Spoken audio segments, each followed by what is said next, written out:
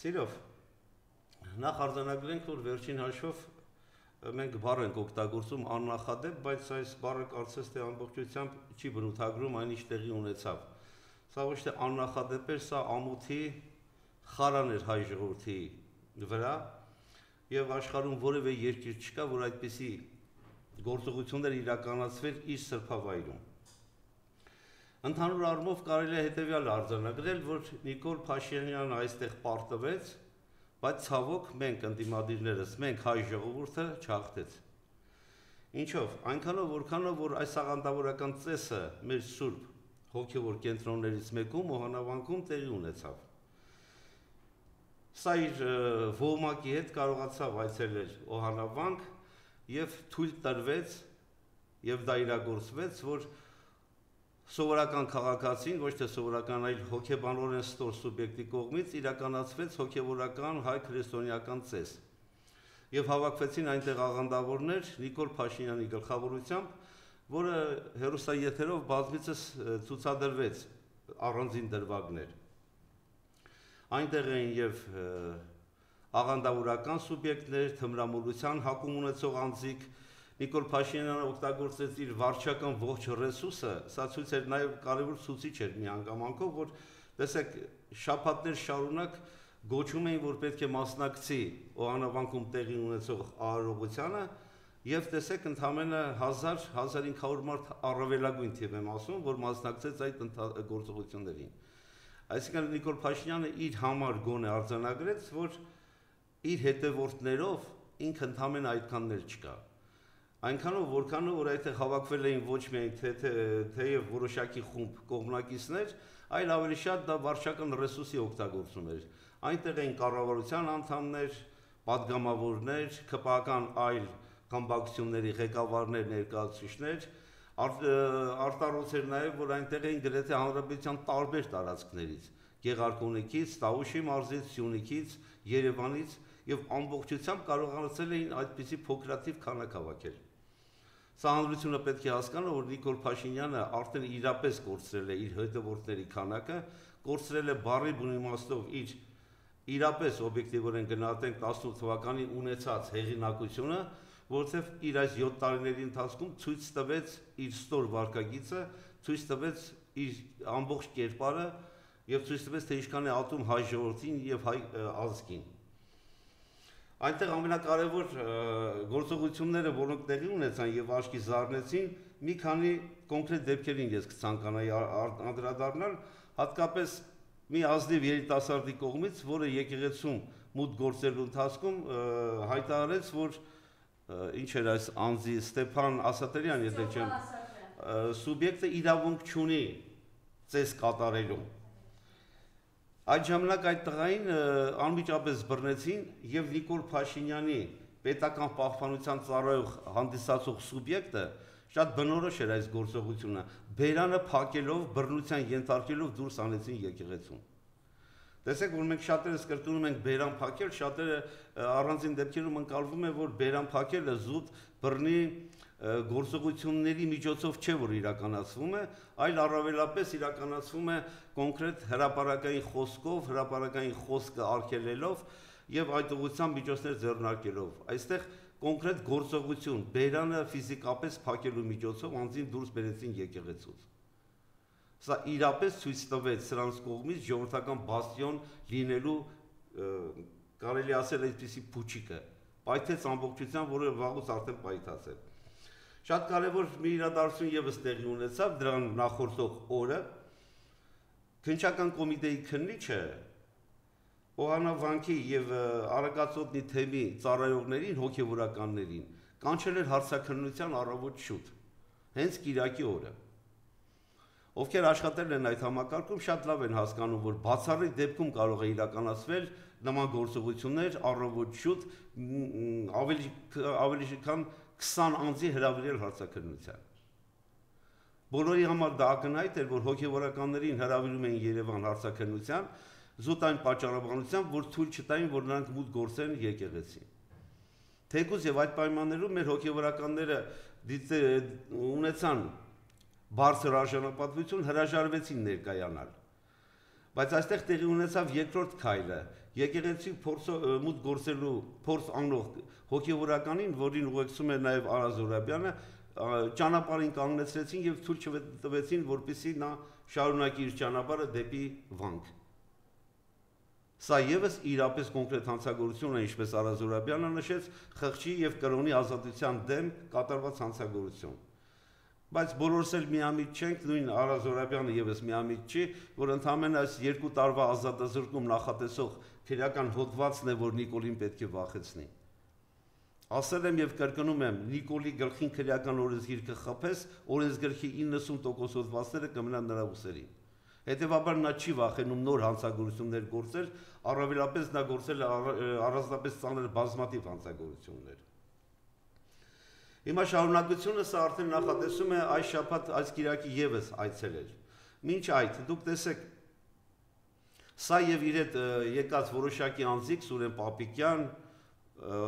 Գևորգ Պապոյան ծնկի էին եկել եկեղեցում եւ մեղքերի թողություն էին խնդրում։ Սիրելի հայրենակիցներ, Նիկոլ Փաշինյանը եւ իր ողմակը երբեք չի գիտակցում իր մեղքերի խորությունն ու ծանրությունը, որպեսզի կարողանա մեղքերի թողություն հայցել կամ ստանալ։ Նրանք այնպիսի մեղքեր են գործել, որ ծնկաչոք Օհանավանից մինչև Էջմիածին ծնկաչոք գալու դեպքում էլ Աստծո կողմից որևէ ներողամտության, մեղքերի թողություն չեն ստանալու։ Գումարած նրանք չեն էլ հայցում այդ մեղքերի թողությունը։ Պետք չի հավատալ սրանց այն կոկորդոլոսի արցունքներին, կարծես թե ծնկաչոք արցունք էր ուզում թափեր եկեղեցում։ Գիտակցված հայ ժողովրդին տանում են կործանման, որևէ մեղքի թողություն սրանց կողմից սпасել հնարավոր չէ եւ չի էլ կարելի։ Սրանք գիտակցում են ինչ են անում։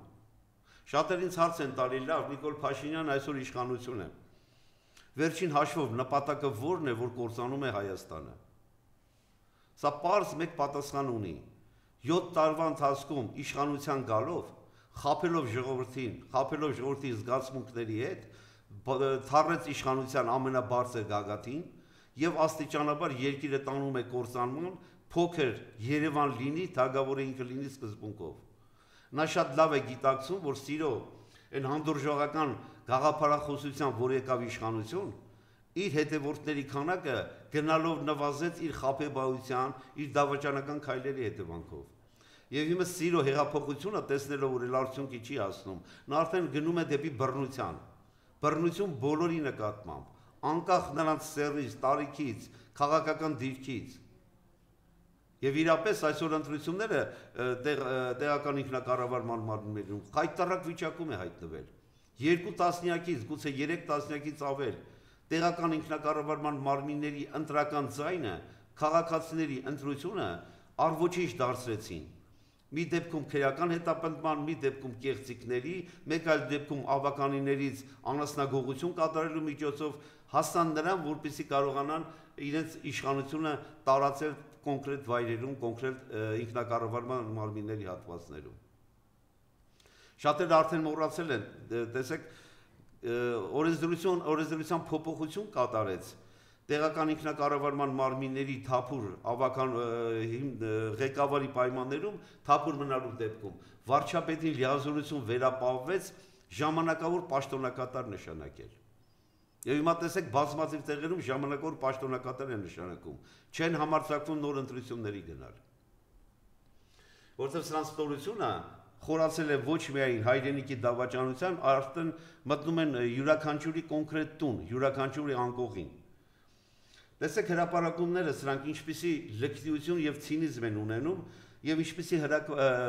եթերներով ինչպիսի հրապարակումներ են կատարում։ Խոսքը վերաբերում է հատկապես վերջի հրապարակմանը Արշակ Սրբազանի հետ կապելով։ Բոլորին հասկանալի էր, որ դա մոնտաժված կեղծ տեղեկատվություն է եւ շարունակությունն է եկեղեցու նկատմամբ հարձակման։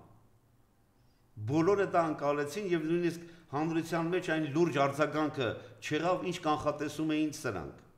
Չեղավ, որովհետեւ բոլորը հասկանում էին, որ սրանք ինչ ուզում մոնտաժում եւ հրապարակում են։ Ամենացնցող, ամենաճճացող դեպքերից մեկը հենց Բագրատ Սրբազանի հետ կապված եթերներն էր, որ գլխավոր դատախազ ազգային ժողովի ամբիոնից հրապարակում է, որ տեղի ունեցել հստակ ձայնագրություններ, հստակ փաստական հանգամանքներ են ձեռք բերվել, Փաստաբանը հրապարակեց ամբողջական ետերը եւ ջախջախեց դատախազի այդ խոսակցությունն ու նրա ներկայացրած փաստական հանգամանքները։ Եվ գլխավոր դատախազը չամաչելով մինչև օրս ձայն չի անում։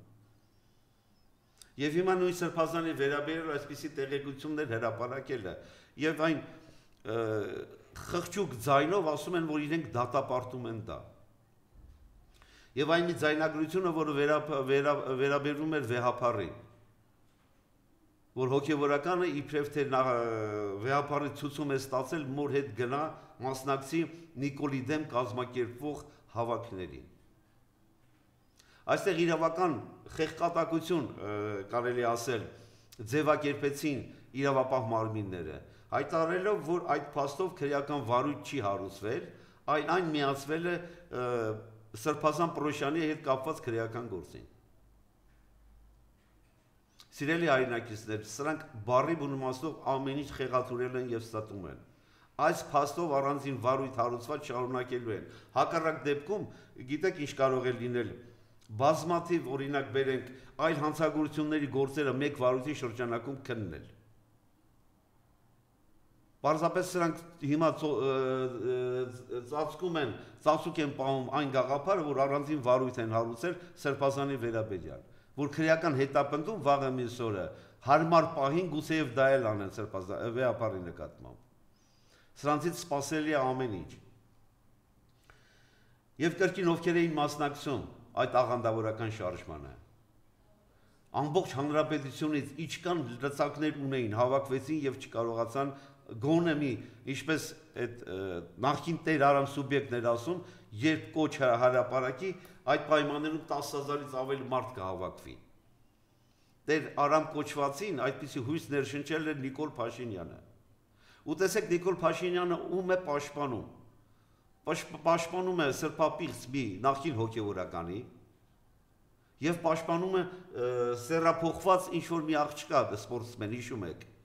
20 միլիոն դրամ էր հատկացրել նրա վերաբերյալ ֆիլմ նկարանելու համար, որը չգիտես ինչու այդպես էլ լույս աշխարհ չեկավ եւ որով մեկը տեղյակ չեղավ։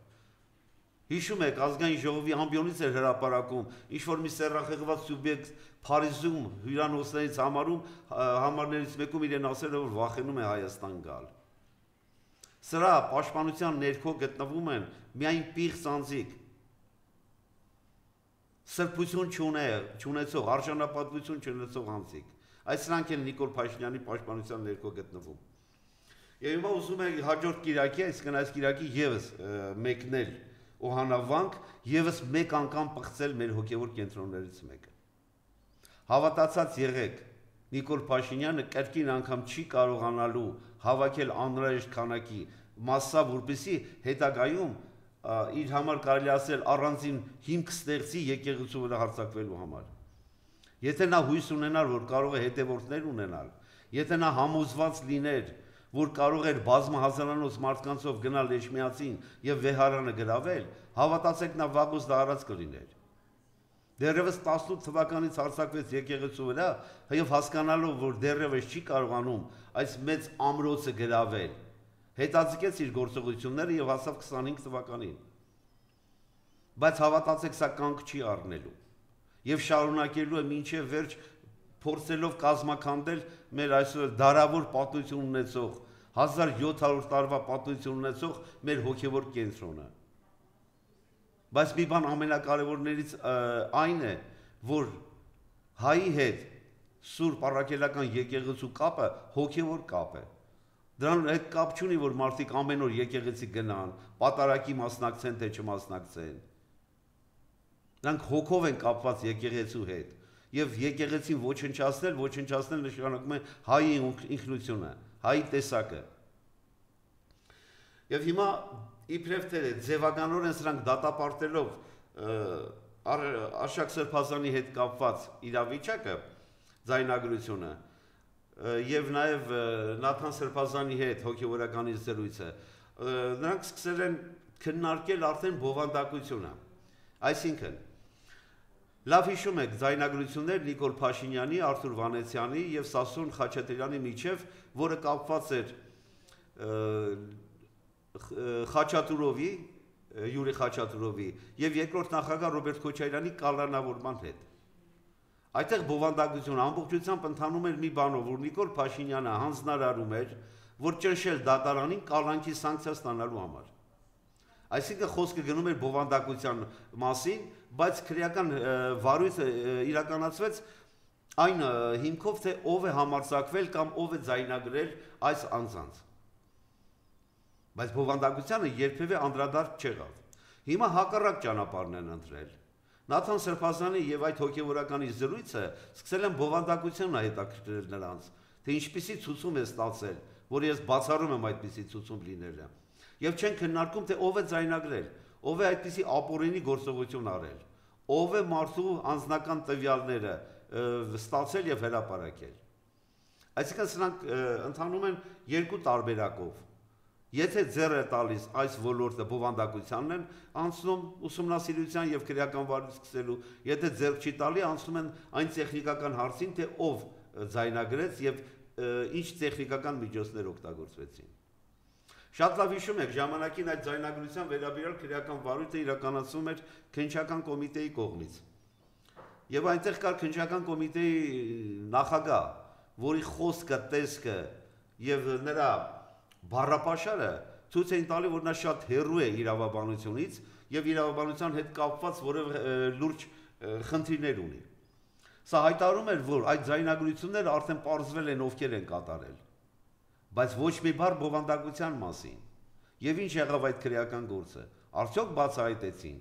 Արդյոք անձիկ ենթարկվեցին քրեական պատասխանատվության։ Իհարկե ոչ։ Եվ այսպիսի անձիկ ղեկավարելով համակարգը, որից հետո այս անձը նշանակվեց բարձրագույն դատական խորհրդի անդամ, հիմա էլ Վճռաբեկ դատարանում ճակատագիր է որոշում մարդկանց։ Այսպիսի մարդիկ են Նիկոլ Փաշինյանի կողմնակիցները։ Ալեն Սիմոնյան, Արթուր Հովհաննիսյան, Վահագն Ալեքսանյան, այս անունների քանակը արդեն մտել է հասարակության մեջ որպես սրբություն չունեցող, հայրենիք չունեցող անձանց ցուցակ։ Եվ այդ ցուցակը բոլորն ունեն։ Եվ բոլորը հասկանում են, որ իշխանափոխությունից հետո սրանք յուրաքանչյուրը ստանալու է իր արդարացի պատիժը։ Իրենք եւս դա հասկանում են։ Իրենք եւս գիտեն, որ այրել են բոլոր կամուրջները հետ դարձի, հետեւաբար ավելի վայրակ, ավելի դաժանաբար են հարձակվում արժեքների նկատմամբ, եկեղեցու նկատմամբ, ընդդիմադիրների նկատմամբ։ Հիմա այս ֆոնի վրա էական նշանակություն նաև տեղական ինքնակառավարման մարմինների ընտրություններն ու այս ընթացքում տեղի ունեցած դեպքերը։ Տեսեք, Վարդան Ղուկասյանը վերջին հաշվով ընտրվեց Գյումրու ընտրություններում, ես կասեի ոչ թե արդար, որովհետև անարդար վարքագիծ շատ եղավ իշխանությունների կողմից, բայց այն անարդարությունների, վարչական ռեսուրս օգտագործելու, բազմաթիվ լկտի եւ ցինի գործողությունների արդյունքում միևնույն է, ժողովուրդը կարողացավ ԿՊ-ին դուրս վրդել Գյումրիից։ Եվ հետևանքը ինչ եղավ։ Վարդան Ղուկասյանին կալանավորեցին եւ նոր մեղադրանք առաջադրեցին իբրև թե Հայաստանի ինքնիշխանությունը ոչնչացնելու եւ ինքնիշխանությանը վնասելու կոչեր անելու համար։ Բայց մարդը ինչ էր բացատրում, կոնտեքստից հանած են ներկայացնում։ Մարդն ասում էր, որ փոքր Հայաստանը չի կարող առանց որևէ երկրների հետ միություն կազմելու գոյատևել։ Եվ օրինակը բերում էր Եվրոմիությանը։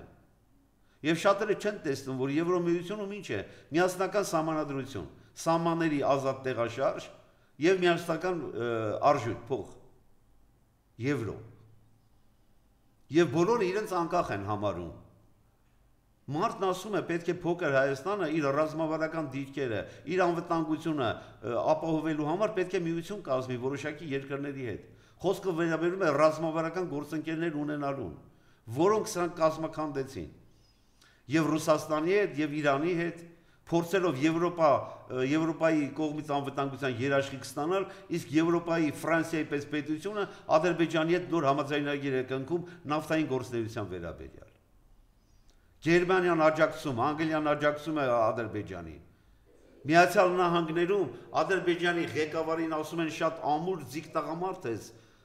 ոչ բարով մեր երկրի ղեկավարին էլ ասում են ուր է քո հայրենակիցը։ Հարցը ուղղված էր Ալիևին։ Այսինքն Թրամփը լավ հասկանում է, որ Նիկոլ Փաշինյանը Ալիևի հայրենակիցն է։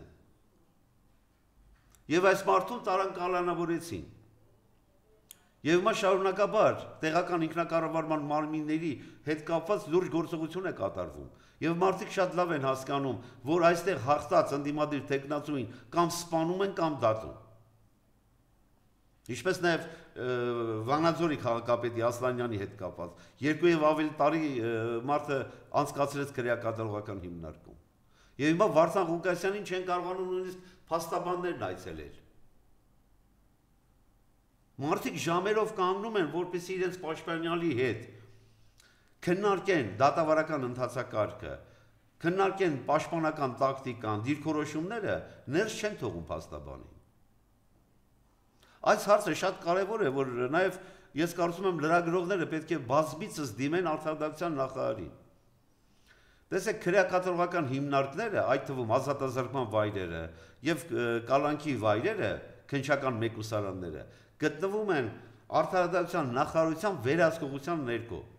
Արդարադատության նախարարության քրեակատարողական հիմնարկներ են հանդիսանում։ Հիմա հարց քրեակատարողական հիմնարկի նոր տնօրեն նշանակված այս աղջնակը արդյոք երբևէ այցելել է այն քրեակատարողական տարածք, որը գտնվում է իր անմիջական վերահսկողության։ Խոսքը վերաբերում է ԱԱՑ-ի քննչական մեկուսարանին։ Արդարադատության նախարար, այցելել ես դու քննչական մեկուսարան, որը գտնվում է ազգային անվտանգության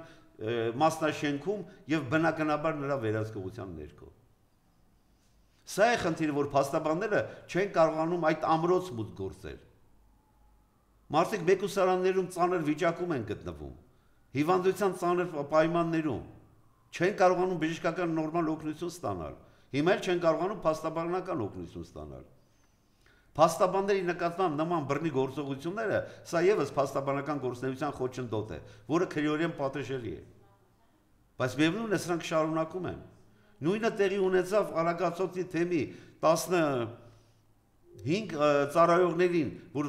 կարելի ասել առևանգել էին եւ տարել տարբեր քննչական մեկուսարաններ, տարբեր ոստիկանական կամ քննչական ստորաբաժանումներ։ Մարդիկ ժամերով փնտրում են Հայաստանում, Երևանում, չեն կարողանում գտնել իրենց պաշտպանյալին։ Եվ քննչական կոմիտեի դռները փակել են, թույլ չեն տալի փաստաբանը մուտք գործի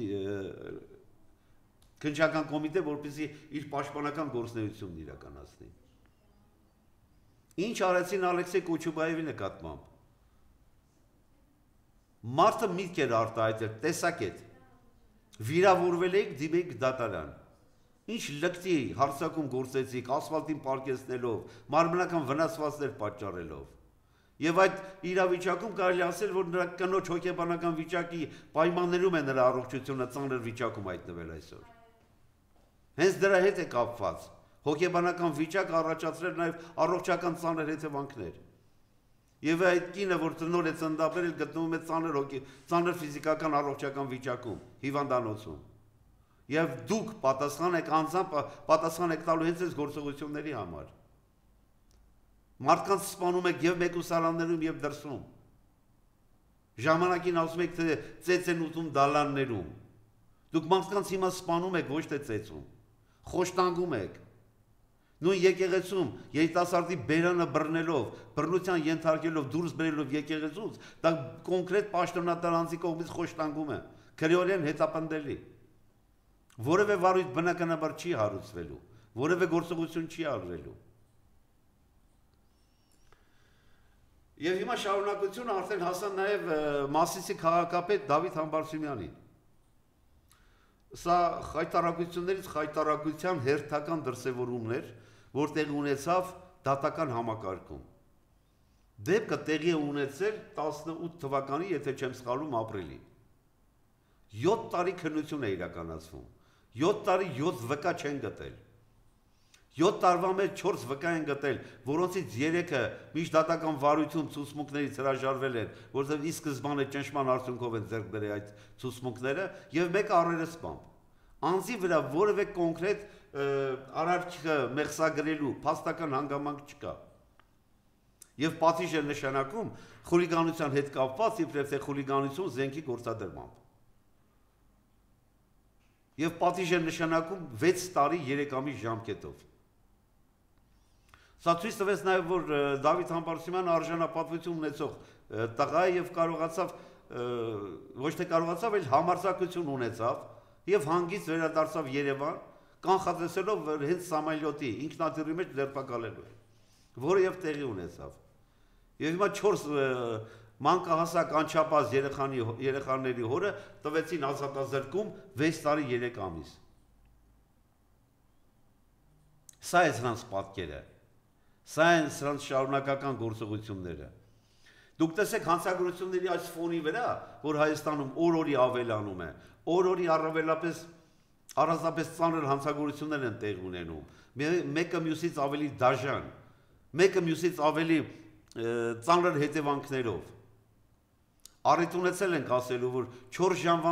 մեկ անձը 4 անձ սպանեց։ Արամուսի տարածքում, հետո արդեն մեկ այլ դաշտավայրում 2 տղամարդ եւ 2 կին սպանեց։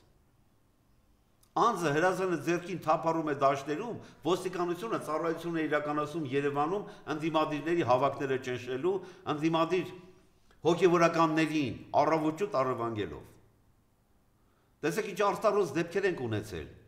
Անձին սպանում են եկեղեցում, ոչ թե եկեղեցի հարակից տարածքում, ոչ թե եկեղեցու կողք, այլ եկեղեցու ներսում։ Մարդը մտնում է դանակահարում է եւ սպանում մարդուն։ Արտարոց դեպք, որ երբևէ տեղի չի ունեցել։ Եվ հիմա շարունակությունը Վանաձորում, դատարական նիստի դալիճում անձը դանակահարում է, վրեժ է լուծում հանցագործից։ Հարցը թողենք վրեժ է թե վրեժ չի, բայց դատական նիստի դալիճում։ Ես իմ գործընկերների հետ բազմաթիվ դատական նիստերի եմ մասնակցել, կապված մեր ընդդիմադիր գործընկերները, որոնք գտնվում են անազատության մեջ եւ որոնց դատական նիստերին են այցելում։ Մեզ այնպես են ստուգում, այնպես են տանտաղում, որ մոտներս նույնիսկ մեկ գրիչ չեն կարողանում ներս տանել, որովհետեւ մենք ընդդիմադիր ենք։ Այդտեղ հսկողությունը լուրջ եւ ծանրակշիռ են իրականացնում։ Ամբողջ ոստիկանական համակարգը լծված է ԿՊԱ-ական ոհմակին հատկապես պարագլխին պահելու, նրա անվտանգությունը ապահովելու համար։ Հետևաբար այսպիսի հանցագործություններ են տեղի ունենում։ Աշխարհի որևէ երկրում նման դեպքեր լինեին, ոստիկանության պետք չէ ներքին գործերի նախարարուհի չպետք է 1 րոպե մնային այնտեղ։ Բայց դուք տեսեք, սրանք դեռևս արտարացնում են իրենց գործողությունը։ Ասում են հանցագործությունները բացահայտվում են։ Լավ դուք յուրաքանչյուր հանցագործության հետևից պետք է գնաք, թե ամեն ինչ անեք կանխեք այդ հանցագործությունը։ Ոստիկանական համակարգը արդեն 25-30 հազարից անցել է, թվականակից արդեն տեղյակ չենք։ Ներքին զորքերը արդեն հասրել են 5000 եւ ավելի։ Հատուկ նշանակության գունդը, այդ կարմիր բերետավորների քանակը 1000 եւ ավելի են դարձրել։ Այս թվերը գուցե մի փոքր ավել պակաս լինեն, բայց արտաքին ուսումնասիրությունից նկատելի է դրանց գլխաքանակը ինչպիսին է դարել։ Բանակում ծառայողը, սահմանը պահողը, անձրևի, ցեխի, ձնի մեջ, արևի տակ 200,000 դրամ է ստանում։ Այստեղ պարեկը թանկարժեք մեքենայով զբոսնելով, անձանց տուգարկի մատերիալ սարքելով ստանում է 400,000-ից ավել գումար։ Դե ո՞րն է արդարացի։ Եվ հիմա ներքին զորքերը փորձում են ազգային գվարդիա դարձնել։ Այստեղ են ասել գումարների տեղերը փոխելիս գումարը չի փոխվում։ Բայց ավելի հեռուն են գնացել։ Եթե ներքին զորքերը որպես այդպիսին զորք կոչվելով հանդերձ ընդգրկվում էին պաշտպանության նպատակով պաշտպանական գործունեությանը, եւ սկզբում էր սրանք ներքին զորքերի եւ ոստիկանության ծառայողների առանձին դասակներ էին ուղարկում, որը հանրության կողմից բավականին լավ գնահատվեց սահմանները պահելու առումով։ Եվ հիմա ազգային գվարդիա են ստեղծում, որտեղ արդեն դուրս է բերվում այն կոնկրետ պարտականությունը, որ դրված է ներքին զորքերի, որ նրանք մասնակցում են երկրի պաշտպանությանն ու անվտանգության գործունեությանը։ Այսինքն այդ կետը դուրս բերելով դառնում է, որ ազգային գվարդիան իր գործունեությունը ամբողջությամբ ուղղում է ներքին հասարակական իբրև թե ճակերտավոր հասարակական կարգը պահպանելու։ Նպատակը սա է։ Ապագայում դուք տեսեք, ես կանխատեսում եմ սա, որ դա էլ կարող է լինել։ Ինչպես պետական պահպանության ծառայությունը որ ազգային անվտանգության համակարգում էր գտնվում, վերցրեց եւ դրեց աշխատակազմի տակ ներքո իր անմիջական ենթակայության։ Չկասկածեք, որ վաղը մյուս օր ազգային գվարդիան եւս տեղափոխվելու է վարչապետի անմիջական վերահսկողության ներքո։ Եվ ինքը ունենալու է իր անձնական բանակը։ Իսկ այդ անձնական բանակում ում են ընդգրկում ինչ սուբյեկտների եւ արդյոք այդ իր անձնական վերահսկողության բանակում ադրբեջանցիներ չեն ծառայելու, ոչ մեկ չի կարող երաշխավորել։ Եվ շատերը այսօր արդեն հրապարակային խոսք են ասում, որ իր մոտ նաև Ադրբեջանի եւ Թուրքիայի ինչ-որ հատուկ նշանակության սուբյեկտներ կան, անձիկ կան, որոնք ծառայում են։ Գուցեև կան, որտեղ այնպիսի դաժանաբար են հարձակվում հայ ազգի ներկայացուցիչների վրա, որ կարելի է մտածել, որ դա կարող անել միայն Թուրքը։ Մենք բազմիցս ականատես ենք եղել, որտեղ ուրիշ ծնողներին քաշ տալով, վերջերս նաև Անգլիա կորածների հարազատների նկատմամբ Արսեն Մկրտչյան, եթե չեմ սխալվում, որտեղ կորից ծնողներից մեկին կալանավորել էին, որը ծանր հիվանդությամբ է տառապում, եւ շարունակաբար հարձակվելու են։ Չմոռանանք հունիսի 12-ի դեպքերը, երբ 100-ից ավելի մարդ վնասվեց։ Գուցե դրանք այդ թուրքական այն սուբյեկտներն են, որոնք ծառայում են Նիկոլ Փաշինյանին։ Գուցե այսօր գտնվում են նրա անվտանգության համակարգում։ Գուցե անվտանգության կազմում կան այդպիսի սուբյեկտներ։ Ես չեմ պնդում, բայց նաև հնարավոր եմ համարում։ Եվ հիմա սա արդեն անցել է եկող տարվա բյուջեի քննարկմանը, եւ այդ բյուջեի քննարկման նախորդող օրերին նաև հայտարարեց, որ բանակի ծառայությունը, որը նախատեսվում էր 26 թվականի երկրորդ զորակոչին,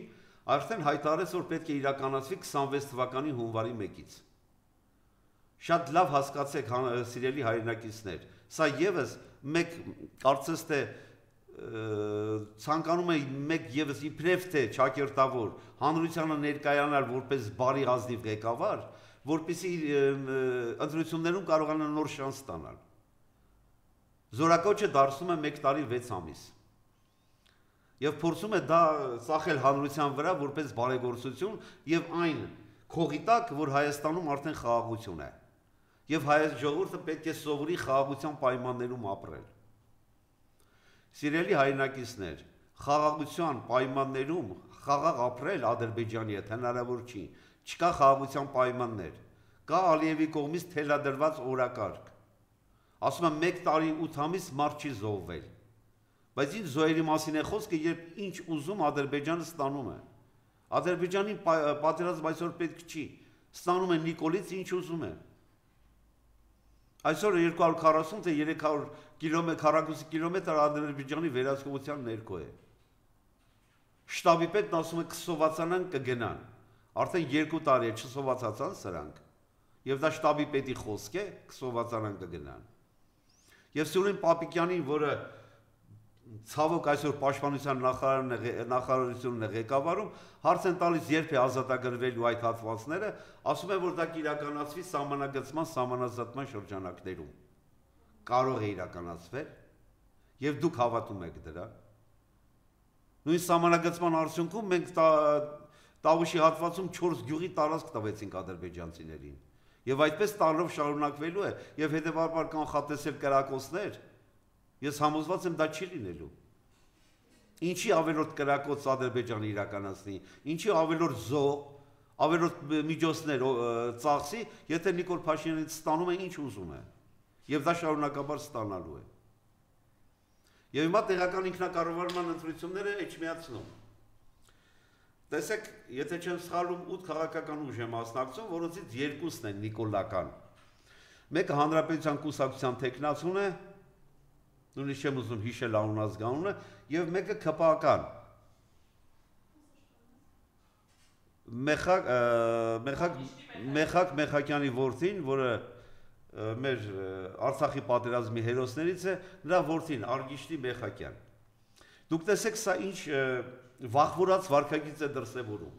Ամեն ինչ անում է, որպեսզի Նիկոլի շորշոփը, այս բառն օգտագործեմ, Նիկոլի փոշին իր վրա չտարածվի։ Ամեն ինչ անում է, որպեսզի իրեն հեռացնի Նիկոլից, քանի որ նա եւս հասկանում է, որ Նիկոլը կորցրել է իր հեղինակության ամենավերջին արժեքներն ու նշույլը։ Նա ամեն ինչ անում է, որ իրեն ձերբազատի, իրեն հեռացնի Նիկոլից, որպեսզի կարողանա Էջմիածնում վաղ շաբաթում ընտրություններին գոնե որոշակի քանակ ձայն հավաքել։ Իմ կոչը վաղ շաբաթի մեր հայրենակիցներին։ Դուք տեսեք, սա Նիկոլից չի անջատվել, սա Նիկոլի զինվորներից մեկն է։ Հետևաբար, եթե ձայն եք տալի սրան, ձայն եք տալի Նիկոլին։ Եթե ձայն եք տալի Նիկոլին, Էջմիածնի սրբավայրում ապրող մեր համաքաղաքացիներ,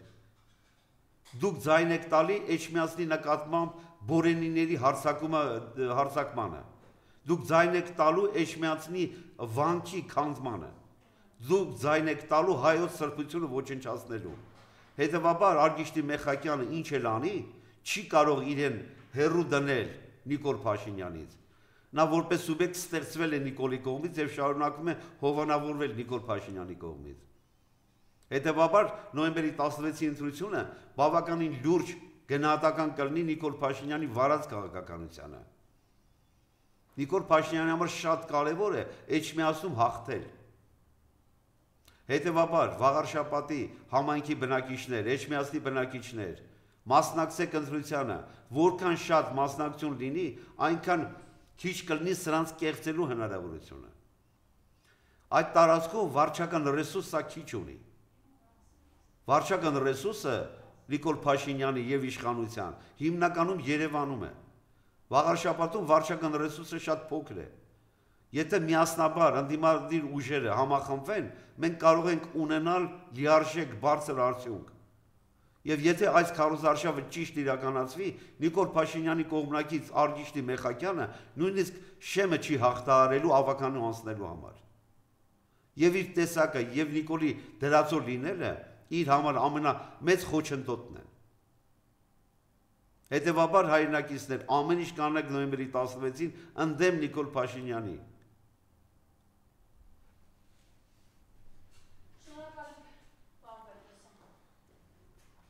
Ես եղի շնորհակալ եմ։